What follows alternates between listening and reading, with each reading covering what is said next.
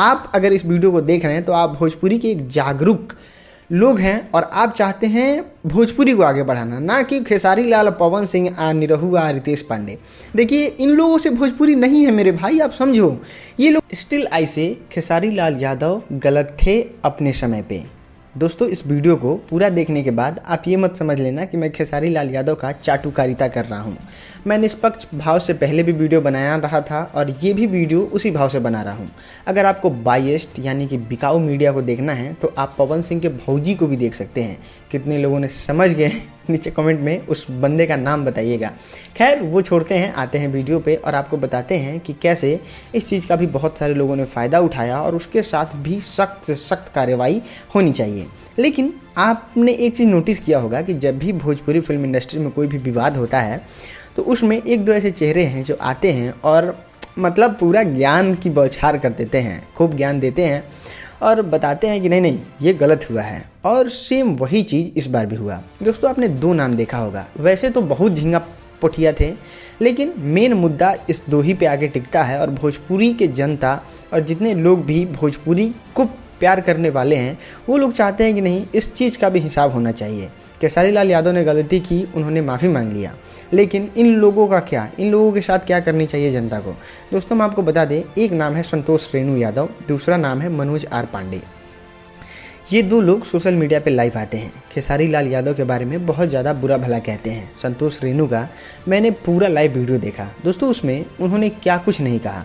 उनके पिता के बारे में अश्लील शब्दों का इस्तेमाल किया, उनके पिता के प्रोफेशन को, कला को, ऐसी ऐसी बातें कहीं जो कि उनके बेटा से रिलेट करके, जो कि वाकई बहुत गलत थी। और किसी एक बेटे के लिए उसके पिता को उसके वजह से सुनने को मिले, ये वाकई बहुत गलत बात है। दूसरा, मनोज पांडे ने भी बहुत ऐसी बातें कहीं जो खेसारी लाल यादव की छवि को ख़राब करती है। और समझिए कि इन लोगों ने अपने काम में ना मिल रही सफलता को ख़त्म कर दिया, यानी कि वहाँ तो कोई सफलता मिल नहीं रहा है तो सोचे कि अब सफलता मिलना है तो यहीं मिलेगा। और ये लोग आके सोशल मीडिया पे गालियाँ देने लगे। कहने का मतलब था कि आप दूसरी की बेटियों पे गाना गा रहे हैं तो नहीं, आपकी बेटी पे कोई गाना गा दिया तो इतना ख़राब लग रहा है। दोस्तों, देखिए, ख़राब लगने की बात है, किसी की बेटी पे जब गाना गाया जाता है तो ख़राब लगता है, लेकिन फिर बाद में समझ में आता है कि ना ना ना ना ना ना, यही बुरा दूसरे लोगों को भी लगा होगा।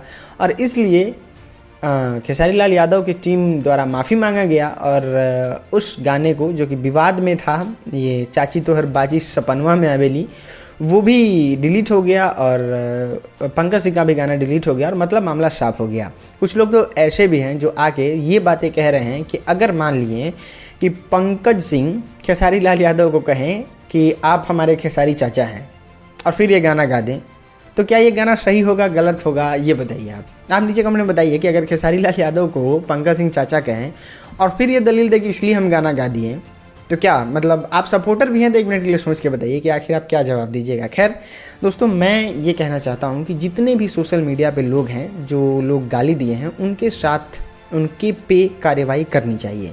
अब देखिए, भोजपुरी फिल्म इंडस्ट्री का ये कहानी हो गया है कि जितने भी लोग हैं, अगर कोई भी विवाद होता है तो जूता, चप्पल, दाई, महतारी करके मतलब इतना गंदा गंदा शब्द का इस्तेमाल करते हैं कि समझिए कि मन घिना जाता है एकदम। समझिए कि लगता ही नहीं है कि ये बिहार है, वो यही बिहार है जिसके बारे में इतनी बातें की जाती हैं और इतनी चीज़ों को समझा जाता है। समझ में ही नहीं आता है कि वो वही भोजपुरी है जिसमें अमिताभ बच्चन जी जैसे बड़े कलाकार आके काम किए हैं।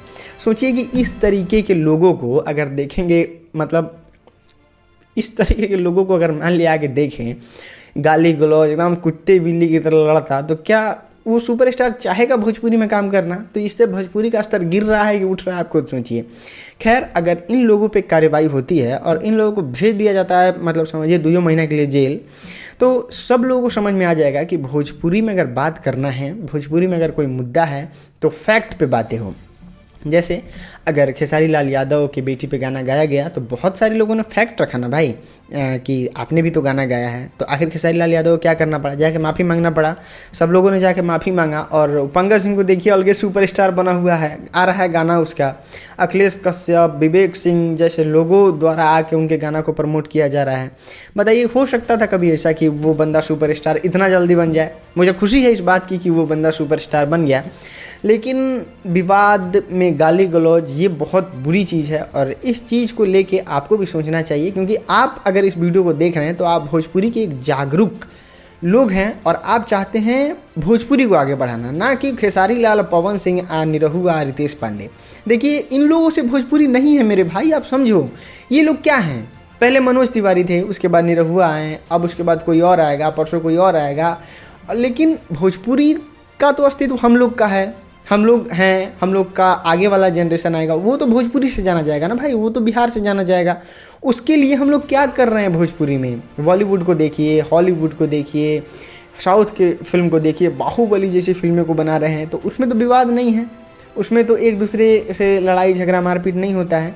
तो यही चीज़ें हैं, इसी के बारे में हम आपको बताने वाले थे। ये दोनों जो लाइव वीडियो है उसको खेसारी लाल यादव तक आप लोग इसी तरीके से पहुंचाइए, पहुंचाने के बाद इस पर एक्शन लिया जाए, चाहे जिस प्रकार का एक्शन हो। हम लोग को खुशी मिलेगी कि अगर गाली देने वाला कोई इंसान है तो उसको सज़ा मिलनी चाहिए। और आगे से कोई गाली देने के बजाय 50 बार सोचे कि हमें फैक्चुअल बातें करनी है, एक दूसरे के सामने फैक्ट रखना है, ना कि मुंह उठाएं और सीधे किसी का दाई महतारी कर दिए। खैर, हमें उम्मीद है कि इस वीडियो से बहुत कुछ आप समझे होंगे कि भोजपुरी में एक्चुअल होनी क्या चाहिए। हम आपसे कल मिलते हैं भौची को लेके, तब तक दबा दीजिए लाइक, और ये है हमारा सोशल मीडिया हैंडल, यहाँ पे आप हमें फॉलो भी कर सकते हैं।